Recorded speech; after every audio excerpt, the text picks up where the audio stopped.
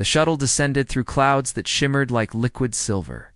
Marcus Chen pressed his hand against the viewport and watched the alien world reveal itself beneath him. Viridian Prime was nothing like the briefing documents had described. The cities were not built on the ground, but grew from it, like massive crystal formations that caught the light of 3 distant suns and scattered it into rainbows across the landscape. Marcus had been a diplomat for 12 years, but his hands still trembled slightly as the shuttle touched down. This was the mission that could change everything. Humanity had been reaching out to the stars for 3 generations now, and they had found dozens of intelligent species. Some became trading partners. Others remained distant. But the Viridians were different.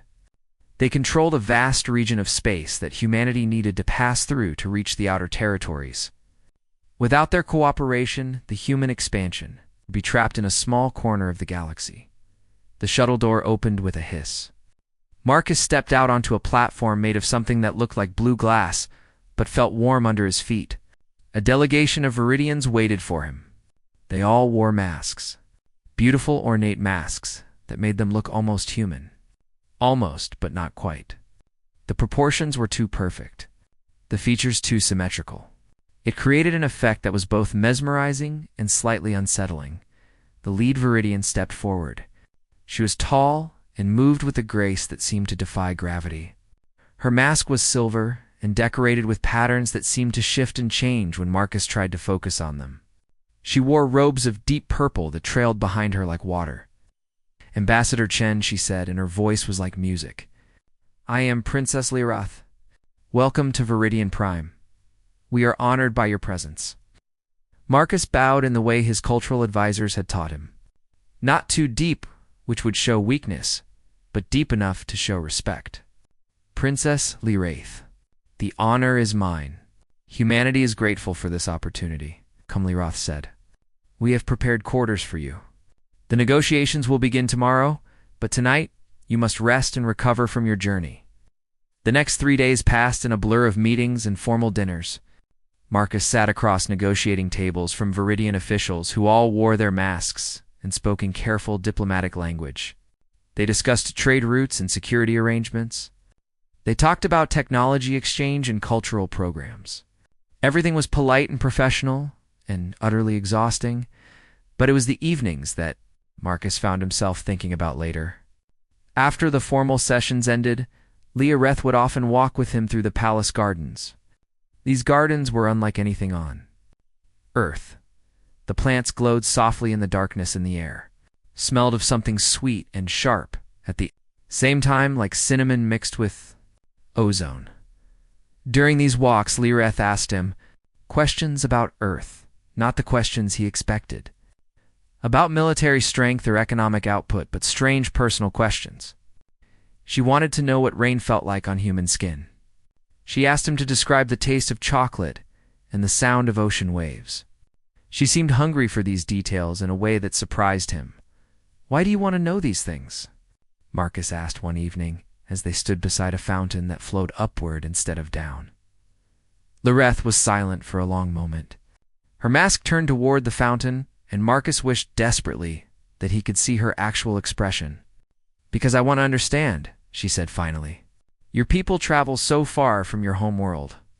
You go to places that are strange and frightening, and you do it with such courage. I want to know what makes humans so brave." Marcus laughed. "We're not brave. We're just curious, and maybe a little bit desperate.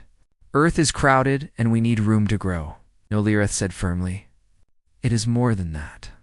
I have studied your history. Humans have always been explorers. Even when you had room on your own world, you still went to the dangerous places. The deep oceans, the high mountains, the frozen poles.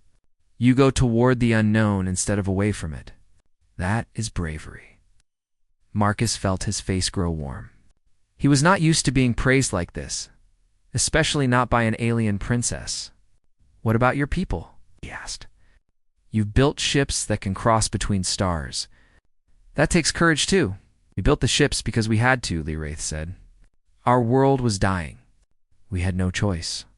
But humans choose adventure. That is the difference." They walked in silence for a while. The garden path wound between trees that had bark like polished metal. Small creatures that might have been birds, or might have been something else entirely, sang in the branches above them. "Can I ask you something?" Marcus said hesitantly. "Why do you wear the masks?"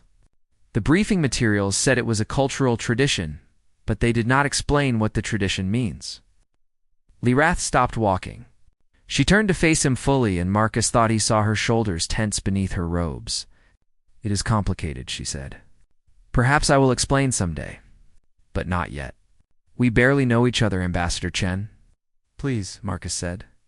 "Call me Marcus. When we are alone like this, we do not need to be so formal." He could not see her smile behind the mask, but he thought he heard it in her voice. "Very well, Marcus. And you may call me Lyrath, just like Wreath." The negotiations continued. Progress was slow. There were hundreds of details to work out, and both sides had concerns about security and sovereignty. But gradually, a framework began to take shape. A treaty that could work for both species, and every evening Marcus and Lyrath walked in the gardens. They talked about everything and nothing. She told him about Viridian poetry and music. He told her about human art and literature. They discovered they both loved stories. Lyrath was fascinated by human mythology, especially the tales of heroes who faced impossible odds and won through cleverness rather than strength. "Your people celebrate the underdog," she observed. "The small defeating the large, the weak outsmarting the strong. Why is that such a common theme?" Marcus thought about it. "Because that is how we see ourselves, I think. Humans are not the fastest or the strongest creatures. We do not have claws or armor or poison. But we have our minds. We have our ability to adapt and learn and work together. Those are the tools that let us survive." On the 7th evening of his stay, Lyrath led Marcus to a part of the garden he had not seen before. It was more private here. The walls were high and covered with flowering vines that smelled like vanilla. In the center was a small pavilion with a view of the 3 setting suns. "Marcus," Lyrath said, and her voice was different now, less formal, almost nervous. "There is something I need to tell you. Something important about my people and about these masks we wear. But I am afraid. Afraid of how you will react." Marcus felt his heartbeat quicken. "You can tell me anything, Lyrath. Whatever it is, we will face it together." She reached up slowly and touched the edge of her mask. "Tomorrow," she said. "Meet me here tomorrow evening, and I will show you the truth." Part 2. Beneath the surface, Marcus barely slept that night. He lay in his quarters staring at the ceiling, which was not really a ceiling but a transparent dome that showed the stars above. The 3 moons of Viridian Prime moved slowly across his view, and he wondered what Lyrath had meant. What truth could be so difficult to share? The next day's negotiations felt endless. Marcus sat through discussions about mineral rights and shipping schedules, but his mind kept wandering. He kept glancing at the Viridian delegates with their perfect masks and wondering what they really looked like underneath. Had anyone from Earth ever seen a Viridian's true face? The briefing materials had been vague on this point. There were no photographs, no detailed descriptions, just polite statements about respecting cultural traditions. Finally, the session ended. Marcus returned to his quarters and changed from his formal diplomatic suit into something more comfortable. He made his way through the palace to the private garden, where Lyrath had promised to meet him. His heart was pounding, and he felt like a nervous teenager going on a first date rather than a professional diplomat attending a meeting. Lyrath was already there. She stood in the pavilion with her back to him, looking out at the sunset. All 3 suns were setting at slightly different times, and the sky was ablaze with colors that Earth had no names for. "You came," she said, without turning around. "Of course I came," Marcus said. "You asked me to." She turned then, and Marcus saw that her hands were trembling. "What I am about to tell you will change everything, Marcus. Once you know, you cannot unknow it, and I fear that you will look at me differently, that our friendship will end." Marcus stepped closer. He wanted to reach out and take her hands, but he held himself back. "Nothing you tell me will end our friendship, Lyrath. I promise you that." She laughed, but it was a sad sound. "You cannot promise that. You do not know what you are promising. But I will tell you anyway, because I am tired of hiding. Tired of pretending. Loreth walked to a stone bench and sat down. Marcus sat beside her, keeping a respectful distance between them. She was silent for a long moment, gathering her thoughts. These masks we wear, she began finally. They are not ceremonial. They are not symbols of rank or religious devotion. They are disguises, Marcus. We wear them because we learned long ago that other species find our true appearance disturbing. Marcus felt a chill run down his spine. Disturbing how? Viridians did not evolve on a kind world like Earth, Leoroth continued. Our planet was harsh. The gravity was higher. The atmosphere was thicker. The predators were more dangerous. We survived because we adapted. Our bodies became efficient. Strong, but also very different from the humanoid form that seems to be common in this part of the galaxy. She stood and walked to the railing of the pavilion. Her voice became quieter. 50 years ago, we made first contact with another species. The Keltharians. They were traders and explorers, much like humans. We were so excited, Marcus. We thought we had found friends.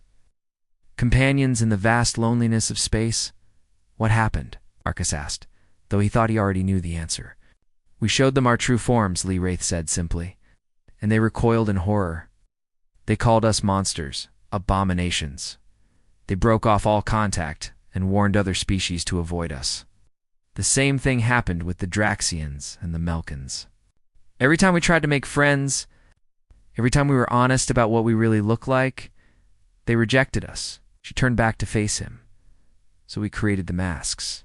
We studied the species around us and designed faces that would be acceptable. Familiar, non-threatening. And it worked, Marcus. The masks let us trade and negotiate and exist in the wider galaxy. But we are always hiding, always pretending. Do you know how lonely that is? Marcus felt a deep ache in his chest. He thought about what it would be like to never be truly seen. To know that every friendship and every alliance was built on a lie? That sounds unbearable, he said quietly. Islarith agreed. And yet we endure it because the alternative is isolation. Complete and total isolation. She paused. But with you, Marcus, something is different. These past days talking with you, learning about your people, I feel like perhaps humans might be different. Your history shows that you have learned to accept diversity among your own kind. You have many different appearances and cultures, and you have learned mostly to coexist. So maybe there is hope that you could accept us too? Marcus stood and walked to her. Show me, he said. Let me see your true face, Lee Wraith. She stepped back. No, not yet. I am still too afraid, but I wanted you to know the truth. I wanted you to understand what you were negotiating with. A people who hide themselves out of fear and necessity. You're not monsters, Marcus said firmly. I don't care what those other species said. They were wrong to judge you that way. How can you say that when you have not seen us? Wraith challenged. Marcus thought carefully about his answer. How? Because I know you ladies. I have spent these evenings talking with you. I know your kindness and your curiosity and your loneliness. I know that you care about your people and want what is best for them. Those things do not come from a monster. They come from a good person. And whatever you look like on the outside cannot change that. Lee Wraith was silent for a long moment. When she spoke again, her voice was thick with emotion. How? You do not know how much I needed to hear that. They stood together in the fading light. Marcus wanted desperately to comfort her, but he did not know how. Finally, he said, Can I ask you something? What do Viridians actually look like? Lyrette seemed to consider whether to answer. Then she began to speak. We have 4 arms, not 2. It was an advantage on our high-gravity world to have more limbs for climbing and balancing. Our skin is not skin as you know it, but something more like chitin, a hard protective covering. And we have bioluminescent patterns that run across our bodies. They were originally for communication in the dark caves where our ancestors lived. That sounds beautiful, Marcus said, and he meant it. Our eyes are larger than human eyes, Lee Wraith continued as if she had not heard him. And we have more of them. Multiple facets like an insect from your world. It helped us see predators coming from all directions. And our bodies are more angular, more geometric, less soft than mammals. Marcus tried to picture it in his mind. For arms, chitinous skin, glowing patterns, large, multifaceted eyes. It was certainly different from anything on Earth, but was it really monstrous? He did not think so. Different did not mean evil or wrong. It just meant different. When I was young, Lireth said quietly, before the masks, before we learned to hide, I used to play in the crystal forests near my home. I would climb the tallest formations and watch the sun set. I felt beautiful then, Marcus. I felt like I belonged in the world. But now, I wear this false face, and I wonder sometimes if I even remember what it feels like to be truly myself. Then take it off, Marcus urged. Right now, just you and me. Let me see you, Lireth. The real you. She shook her head. I cannot. Not yet. I need more time. But soon, Marcus. I promise. Soon. They talked late into the night. Lireth told him more about Viridian culture and biology. She explained how they communicated with their bioluminescent patterns, how they could see colors that humans could not perceive, how their 4 arms let them create art and music that was impossibly complex, and Marcus told her about humanity's own struggles with acceptance, about the wars fought over skin color and religion and nationality. It's about how slowly and painfully humans had learned that diversity was strength, not weakness. He told her that the journey was not complete. The humans still struggled with prejudice and fear, but that they were trying to be better. Perhaps that is why I feel hope with your people, Lireth said as the moons rose high above them. Oh. You understand the struggle. You have lived it. Other species we met seem to have never questioned their assumptions about what was normal or acceptable. But humans have fought these battles. So maybe you truly can see past appearances to what matters underneath. When they finally parted, Marcus returned to his quarters with his mind racing. He had learned something profound tonight. The masks were not just physical objects. They were symbols of a deeper tragedy. An entire species forced to hide themselves to survive in a galaxy that valued conformity over authenticity. He fell asleep, determined to find a way to change that.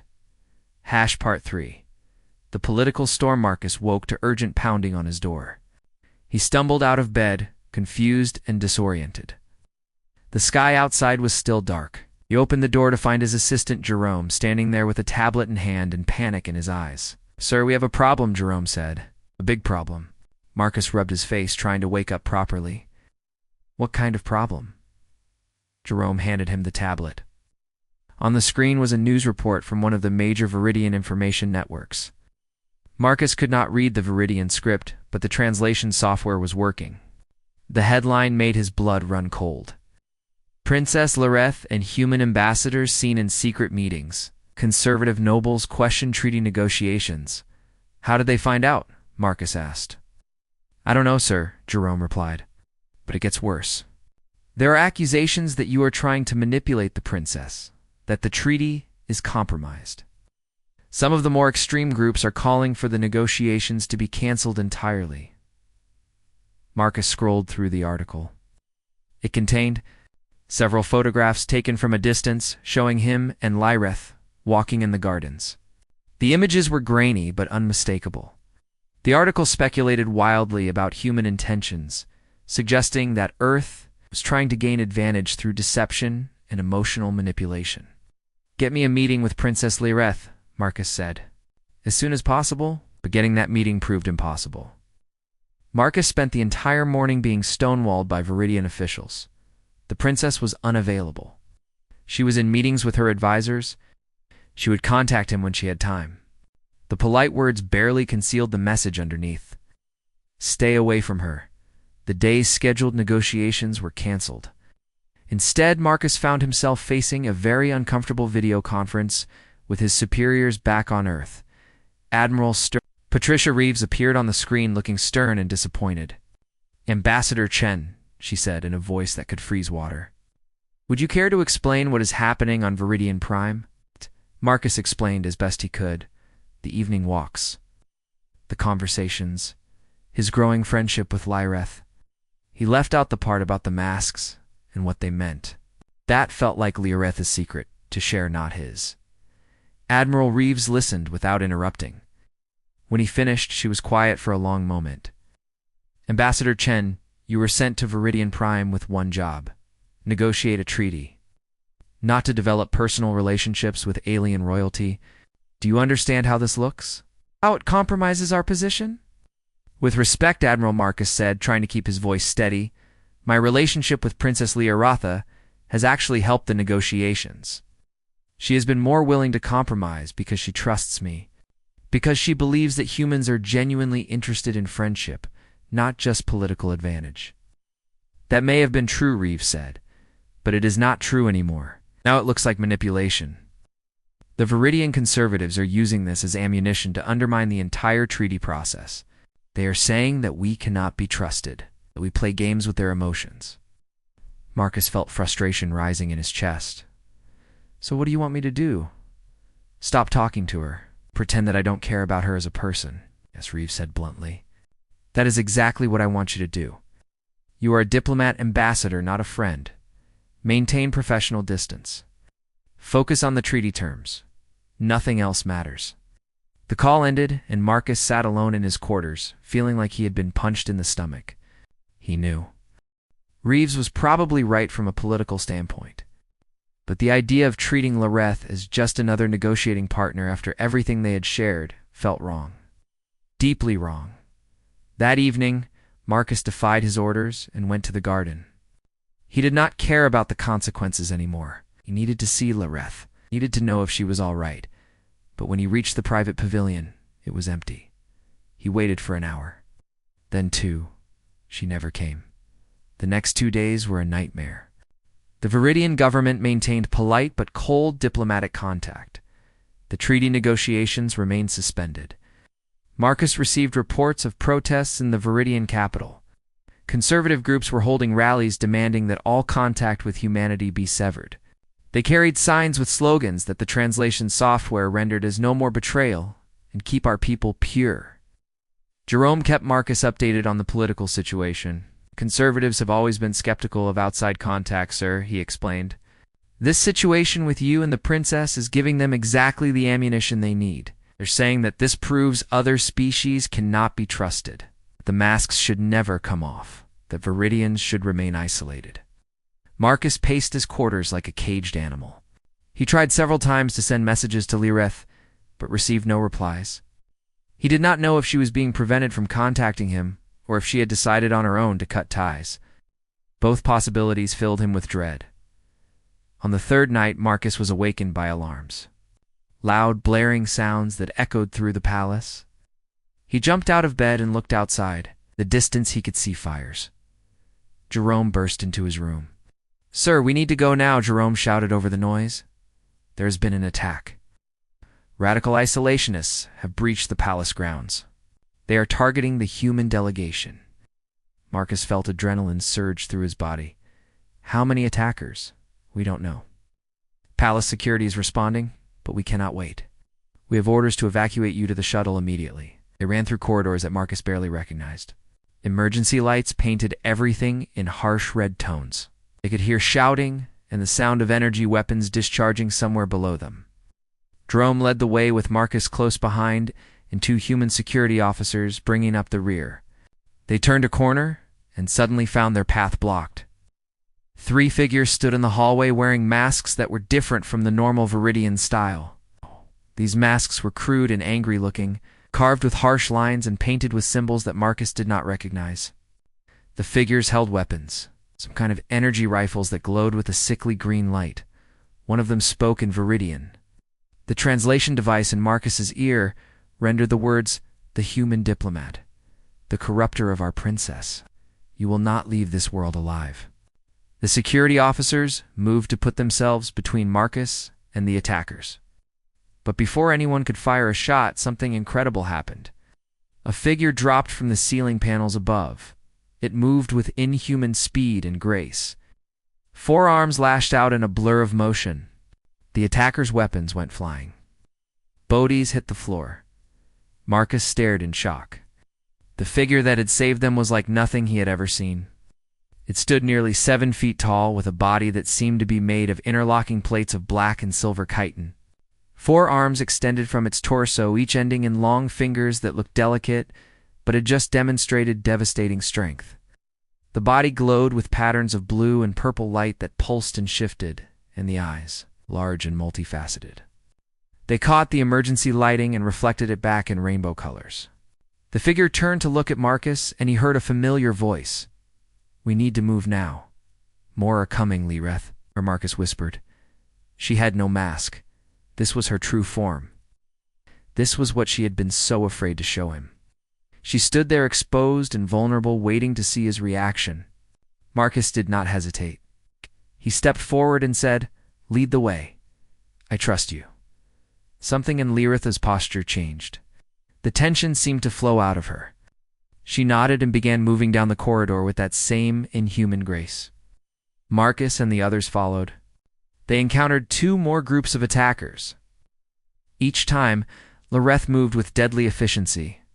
Her forearms worked in perfect coordination. She seemed to know where her opponents would be before they moved.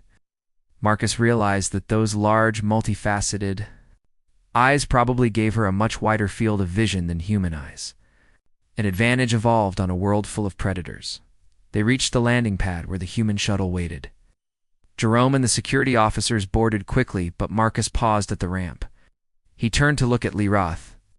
She stood a few feet away, her bioluminescent patterns flickering rapidly in what Marcus guessed was some kind of emotional display. "Come with us," Marcus said. "It is not safe for you here right now." Lireth shook her head. "I cannot abandon my people, Marcus. Not now when they need leadership. But I had to make sure you were safe." She paused. "You did not react the way I feared." "Why would I?" Marcus asked. "You are still you, Lireth. Still the person I have come to know." "Your appearance does not change that." "The other species," she began. "We're fools," Marcus interrupted. "And if humans react the same way, then we are fools too. But I don't think we will. I hope we won't." Explosions sounded in the distance. Lireth looked toward them, her large eyes reflecting the light. "Go now, Marcus, before more attackers arrive. I will contact you when it is safe." Marcus wanted to say more, wanted to tell her so many things, but there was no time. He boarded the shuttle, and the door sealed behind him. Through the viewport, he watched Lireth's glowing form disappear into the shadows as the shuttle lifted off into the night sky. Part 4. The Test of Truth the Shuttle Took. Back! Marcus and his team to a human orbital station above, Viridian Prime. It was a small facility used mainly for cargo transfers, but it had emergency quarters for diplomatic staff. Marcus spent the first few hours after their escape being debriefed by security personnel and filing reports. Then he collapsed into a narrow bunk and slept for 12 straight hours. When he awoke, Jerome was waiting for him with hot coffee and more bad news.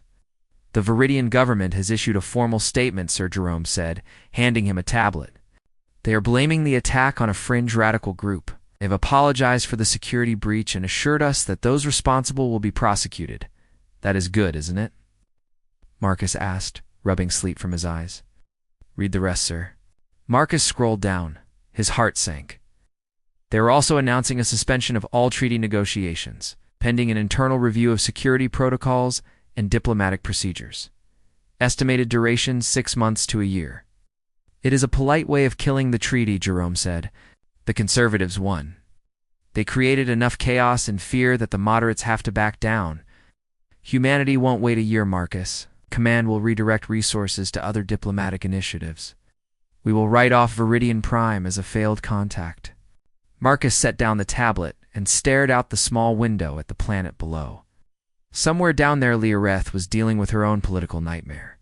He wondered if she was safe. The radicals might try to hurt her for helping humans. The thought made him feel sick. "I need to talk to her," Marcus said. "Can we establish a secure communication channel?" Jerome looked doubtful. "Sir, the Viridian government has cut off all unofficial contact. Any communication would have to go through their diplomatic corps, and they are not responding to our requests. Then I will go back down there." "That would be insane, sir. We almost died last night. The security situation is unstable. Command would never approve it." Marcus stood up and paced the small room. "I did not almost die, Jerome. Lireth saved me. She revealed her true form to protect me, even though she knew it might cost her everything. I cannot just abandon her now. Over the next 2 days, Marcus fought a bureaucratic battle with his superiors. Admiral Reeves flatly refused to allow him to return to Viridian Prime. The risk was too great. The diplomatic mission was over. It was time to cut their losses and move on. But Marcus was stubborn. He pulled every favor he had. He argued that leaving now would make humanity look weak and fearful. It would confirm the conservative narrative that humans could not be trusted. Finally, after dozens of heated conversations, he got what he wanted. Permission for one final meeting with Princess Lyraith. One chance to salvage something from the wreckage of the negotiations. The meeting was arranged for neutral ground, small conference facility on one of Viridian Prime's moons. Marcus took a shuttle down with minimal security. He did not want Lyraith to feel threatened or surrounded. When he entered the conference room, she was already there. She wore her mask again. It's that perfect silver face that hid everything. Marcus felt a sharp pang of disappointment. After seeing her true form even for just those few minutes, the mask seemed like a lie. A beautiful lie, but a lie nonetheless. "Marcus," she said, and her voice was tired. "I am glad you are safe." "Thanks to you," Marcus replied. He sat down across from her at the conference table. "Lyraith, what is happening down there? Are you all right?" She was silent for a moment. Then she reached up and removed her mask. Oh. Marcus felt his breath catch. In the bright lights of the conference room, he could see her clearly for the first time. The way her chitinous plates overlapped and shifted as she moved. The complex patterns of bioluminescence that pulsed across her body in shades of blue and violet. In colors that Marcus's human eyes could barely process. The forearms that moved with precise coordination. The large, multifaceted eyes that seemed to see everything at once.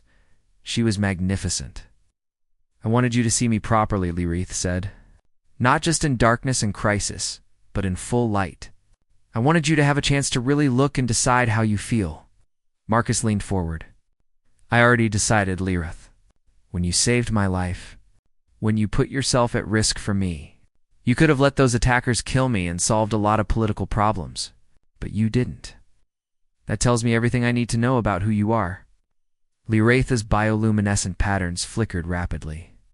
Marcus was starting to understand that this was how Viridians expressed emotion when they were not hiding behind masks. "The political situation is very bad," she said. "The conservatives are using the attack as proof that contact with other species only brings violence and instability. My father, the Emperor, is under enormous pressure to close our borders entirely, to retreat into isolation." "What do you want?" Marcus asked. "I want what we talked about in the gardens," Lyraith said quietly. "I want my people to be able to show their true faces without fear. I want to build genuine relationships with other species based on honesty, not deception. But I am starting to think that dream is impossible. The other species have rejected us too many times. Why should humans be different?" Marcus stood up and walked around the table. He sat down in the chair next to Lyraith, close enough that he could see the intricate details of her chitinous skin. Close enough that the light from her bioluminescent patterns painted his own skin in shades of blue and purple. "Can I tell you something I have never told anyone?" Marcus asked. "Something about why I became a diplomat?" Lyraith nodded, her large eyes fixing on him with an intensity that might have been unsettling if Marcus had not known her so well. "I was born on a colony world called New Anchorage," Marcus began. "It was a harsh place. High gravity, thin atmosphere. The first colonists struggled to survive. They lost a lot of children in the early years. So the colonial government approved genetic modifications for the next generation. They altered our bone density and lung capacity and muscle fiber composition, made us stronger, better able to survive in that environment." He paused, remembering. "When I was 10, my family moved back to Earth. My father got a job there, and we thought it would be a better life. But Earth society looked down on colony kids, especially ones who had been modified. They called us mutants, freaks, said we were not pure humans anymore." Lyraith's patterns had slowed their pulsing. She was listening intently.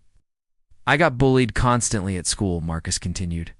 I was stronger than Earth kids because of the modifications, but if I ever fought back, I got punished worse because I had an unfair advantage. I learned to hide what I was, to pretend to be weaker than I really was, to never let anyone see the full extent of my capabilities. I wore a mask, Leroth. Not a physical one like yours, but a mask nonetheless. Oh. He looked at her directly. That is why I understand what you are going through. Why the idea of your people having to hide themselves makes me so angry. I know what it is like to be told that who you truly are is not acceptable, that you need to change yourself to fit into a society that fears difference. Lyreth reached out with one of her forehands and gently touched Marcus's arm. Her fingers were long and delicate. The chitin felt smooth and cool. What changed? She asked, How did you stop hiding? I found people who did not care about the modifications, Marcus said. People who judged me on my character and my actions, not my genetics. My best friend in university was from New Mars, another modified colony kid. We used to joke about starting a mutant club, and slowly I learned that the opinions of small-minded people did not matter, that the right people would accept me as I was. Do you think humans, as a whole, have learned that lesson? Leroth asked. Or was your experience unique? Marcus thought carefully before answering. Humanity is not perfect, Lyreth. We still have prejudice and fear. We still sometimes hurt each other over stupid differences. But we are learning. Generation by generation, we are getting better at accepting diversity. And I truly believe that if we met your people honestly, if we saw you as you really are, the majority of humans would react with curiosity and wonder, not fear and rejection. Keltharians reacted with fear, Lyreth said softly. And the Draxians and the Melkins, why should humans be different? Because we have been where you are, Marcus said intensely. We have lived through the pain of being divided by our differences. We fought wars over skin color and religion and nationality. We nearly destroyed ourselves because we could not accept that different did not mean wrong. So we understand the cost of prejudice in a way that maybe those other species did not. We earned our wisdom through suffering, Lyreth. That makes it real. That makes it lasting. They sat in silence for a while. Marcus could hear the gentle hum of the station's life support systems. Through the window, he could see the curve of the moon's surface, and beyond it the massive shape of Viridian Prime. I want to believe you, Lyreth said finally. But belief is not enough. We need proof. We need a demonstration that humans can truly accept us. Then, let me give you that proof, Marcus said. Let me propose something bold. Something that will show both our peoples that we are serious about this. What do you have in mind? Lyreth asked. Marcus took a deep breath. We restart the treaty negotiations, but this time with one condition. No masks. All the Viridian delegates show their true forms. And if any human reacts with fear or rejection or disgust, they are sent home immediately. We prove through our actions, not just our words, that we can see past appearances. Leoratha's bioluminescent patterns began pulsing rapidly again. That is an enormous risk, Marcus. If your people react badly, it will only confirm everything the conservatives believe. It could set back our hopes for contact by generations. But if they react well, Marcus countered, if they show acceptance and respect, then you will have proof that not all species are like the Keltharians, that friendship is possible, that you can be yourselves without fear. My father would never approve such a plan, Leroth said. It is too dangerous. Then we convince him, Marcus said, together. We make the case that taking no risk guarantees failure, but taking this risk offers at least the possibility of success. What do we have to lose, Lyreth? The negotiations are already dead. This gives us a chance to resurrect them. Lyreth stood and walked to the window. She was quiet for a long time, looking out at her homeworld. Marcus waited, letting her think. Finally, she turned back to him. If we do this, she said, if we take this risk and it fails, I will be blamed. The conservatives will use it as evidence that I am unfit to lead. It could cost me everything, I know, Marcus said. And if it fails, I will probably lose my career. They will say, I made a reckless gamble that damaged human interests. But Leerate, some things are worth the risk. Your people deserve to live without hiding. They deserve to be seen and accepted. And if we don't fight for that, who will? Leerith's patterns shifted to a color Marcus had not seen before. A deep gold that seemed to glow from within. He wondered what emotion that represented. Hope, maybe? All right, she said. Let us try. Part 5. Unmasking.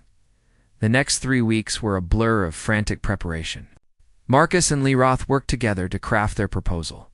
They needed to convince not just the Viridian Emperor and the human diplomatic, of course, but also the broader populations of both species.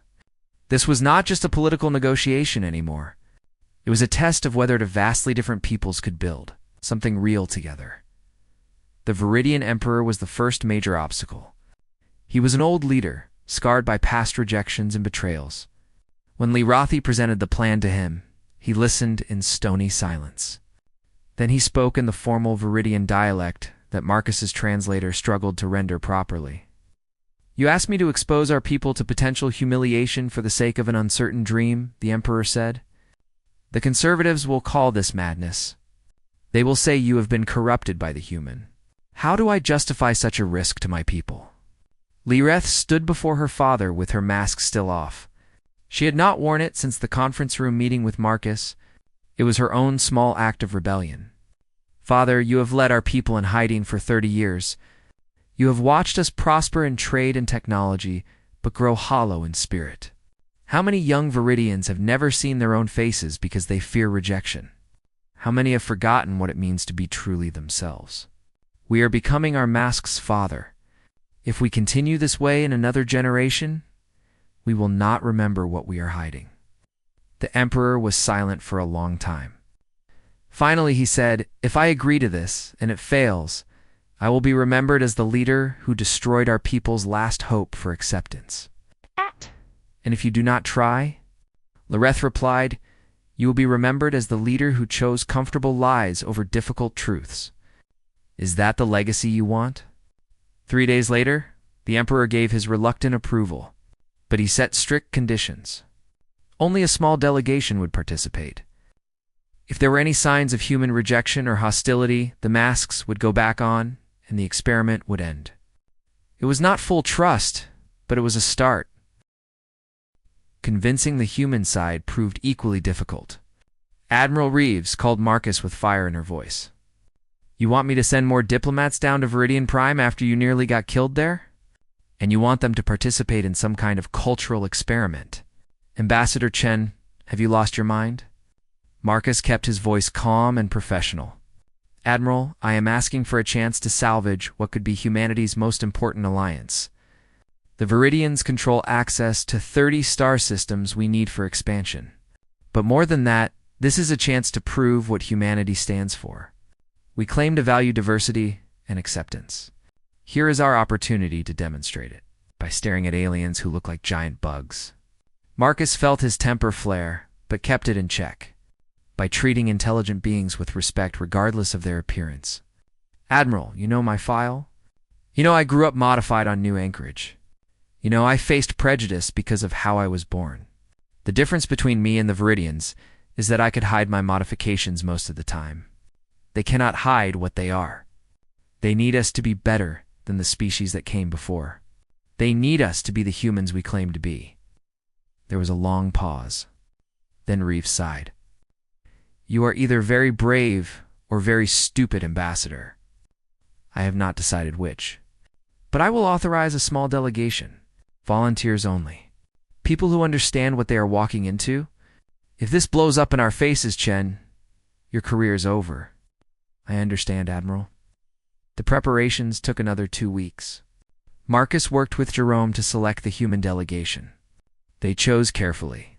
Scientists who had worked with diverse alien species, cultural specialists who understood the psychology of first contact, and importantly, they chose people who had experienced prejudice themselves. A woman from Luna whose family had been genetically adapted for low gravity. A man from New Beijing whose ancestors had been bioengineered for cold resistance. People who understood what it meant to be judged for your appearance rather than your character. The venue was chosen with equal care. Not a government building which would feel formal and threatening, but the same private gardens where Marcus and Lyreth had first talked. The gardens were neutral ground. Beautiful, peaceful, a place where genuine connection had already happened. The day of the meeting arrived. Marcus stood in the garden watching the three suns move across the alien sky. His heart was pounding. Everything depended on the next few hours. Behind him, the human delegation waited. 15 people dressed in simple clothes without weapons or obvious technology. They had been briefed extensively. They understood the stakes. A door opened, and the Viridians entered. There were 12 of them, including Lyreth, and they wore no masks. Marcus heard gasps from some of the humans behind him. He turned to see their reactions. The Viridians were stunning. Each was slightly different in coloring and pattern, but all shared the same basic form. For arms moving in graceful coordination, chitinous bodies that caught the light and reflected it in rainbow patterns, large, multifaceted eyes that seemed to hold entire universes, bioluminescent displays that pulsed, shifted across their bodies like living art. They were tall and angular and completely alien, and they were beautiful in a way that Marcus struggled to put into words. One of the human scientists, a woman named Dr. Chen from New Terra, stepped forward slowly. The Viridians tensed. This was the moment of truth. Dr. Chen stopped a few feet from the nearest Viridian and said in a voice filled with wonder, "May I ask you about your bioluminescence? I've never seen anything like it. Is it under conscious control? Or is it emotional display?" The Viridian's patterns shifted to a warm orange color. He spoke in accented but clear human standard. "It is both. We can control it when needed, but emotions also trigger automatic responses. Right now, I am displaying what you might call nervous excitement." Ow. "Me too. This is incredible. You are incredible." The tension broke like a dam releasing. Suddenly, everyone was talking at once. Human scientists asking questions about Viridian biology and culture. Viridian diplomats responding with visible relief and growing enthusiasm. Marcus watched it happen and felt tears sting his eyes. This was what he had hoped for. Not tolerance or mere acceptance, but genuine curiosity and respect. Lyreth made her way through the crowd to Marcus. Her bioluminescent patterns were a complex mix of colors that Marcus was learning to read. Gold for hope. Blue for calm. A touch of red for lingering anxiety. "It is working," she said quietly. "They are not afraid. They're fascinated," Marcus replied. "Look at Dr. Rodriguez over there. He studies xenobiology. He is probably already writing 5 research papers in his head." They walked together through the gardens, watching the two groups interact. The conversations grew more relaxed. One of the Viridians demonstrated how her forearms could work, independently performing a complex juggling routine that would have been impossible for a human. The humans laughed and applauded. A human musician pulled out a small flute and played a melody from Earth. The Viridians' bioluminescent patterns pulsed in time, with the music creating a light show that left everyone speechless as the 3 suns began to set. Marcus and Lyreth found themselves back at the pavilion where everything had started. They stood side by side looking out at the assembled humans and Viridians who were now mingling freely, sharing food, exchanging stories, building the foundations of real friendship. "We did it," Lyreth said softly. "We actually did it." "Not yet," Marcus replied. "This is just the beginning. There will still be conservatives on both sides who oppose this. There will be challenges and setbacks. But we proved something important today. We proved that it is possible." Lyreth turned to face him fully. Her 4 hands moved in a gesture that Marcus had learned was the Viridian equivalent of reaching out for connection. "Marcus, I need to ask you something. Something I have been afraid to ask." Marcus felt his heartbeat quicken. "What is it?" "You have seen me now. The real me. Not just in crisis and darkness, but in full light. You have had time to think and process. So I need to know." She paused, her patterns shifting to deep blue, which Marcus now understood meant vulnerability. "Can you still care for me like this? Knowing what I truly am?" Marcus reached out and took one of her hands in his. The chitin felt smooth and warm. He could feel the strength in her fingers. The proof of evolution on a harsh world that demanded resilience and adaptation. Lireth, he said, meeting her multifaceted gaze, I need to ask you the same question.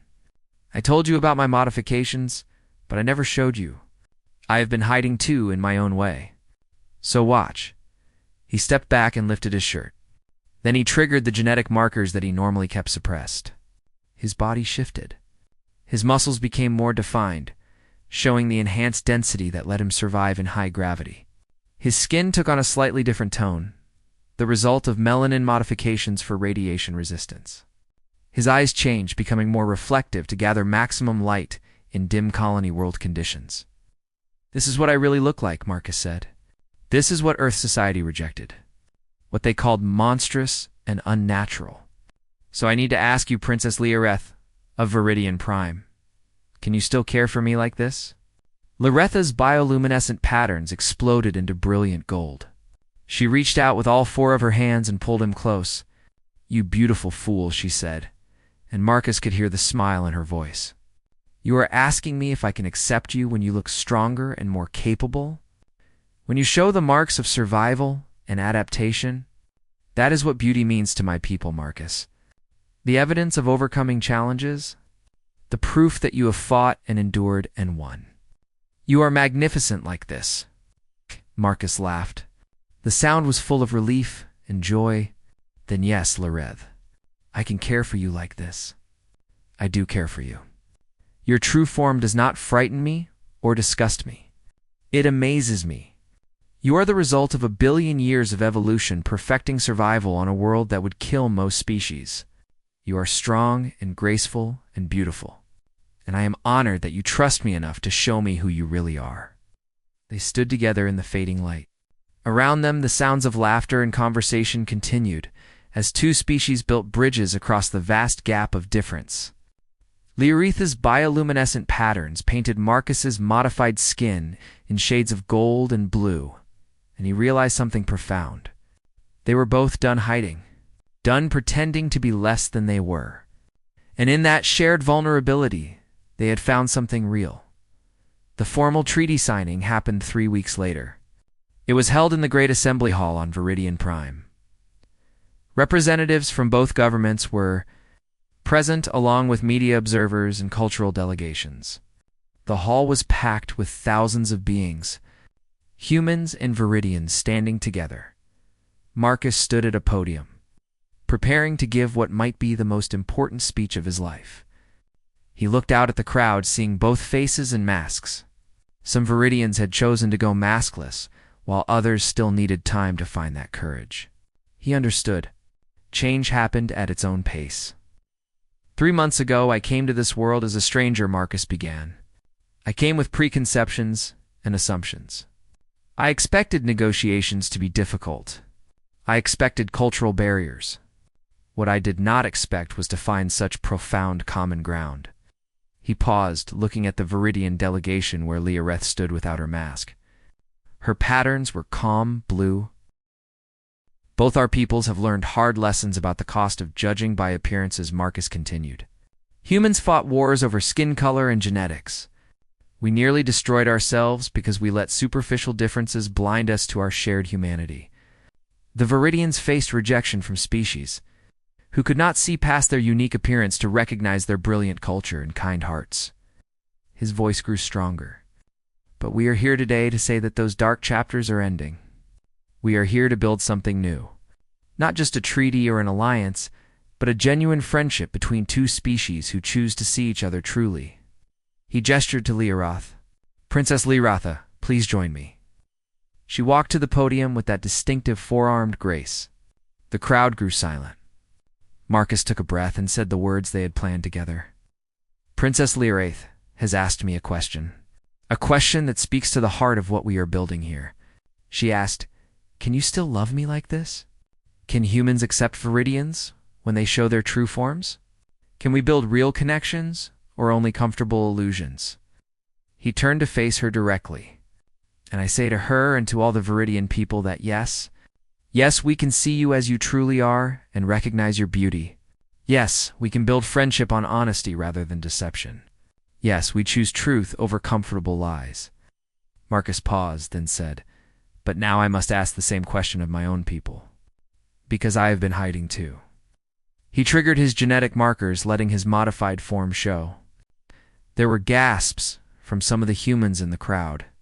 People who had not known about his alterations. He saw shock and discomfort on some faces. But he also saw acceptance and understanding on many others. I am a modified human, Marcus, said his voice carrying through the hall. Born on a colony world and changed to survive there, Earth's society called people like me mutants and freaks. They said we were not truly human anymore. So I learned to hide what I was. To suppress these markers and pretend to be normal. He looked out at the crowd, meeting as many eyes as he could. But I am done hiding. Because I learned from the Viridians that authentic connection requires vulnerability.